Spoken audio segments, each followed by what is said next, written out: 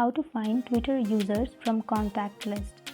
So if you want to find Twitter users from your contact list, then first of all open up your Twitter application, and then after opening, now you can go to your profile, which is on the upper left corner, and then you can go to the line which says following and followers, and here you can go to the upper right corner which has the friends icon,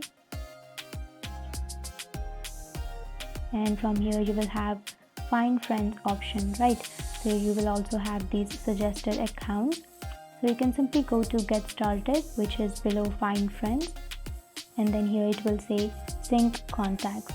So simply tap on sync contacts, and then here it is asking you to allow access to your contacts. Then you can simply tap on allow, and here if you want to follow these persons, then you can simply choose them, and then you can go to the bottom right corner which says follow. But if you don't want to follow them, then untap it and then tap on skip for now, which is on the bottom left corner. And that's it. That's how you connect your contacts with your Twitter.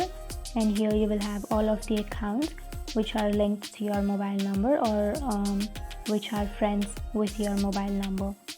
So that's it. That's how you link it. And if you have any questions, feel free to comment below. Thanks for watching.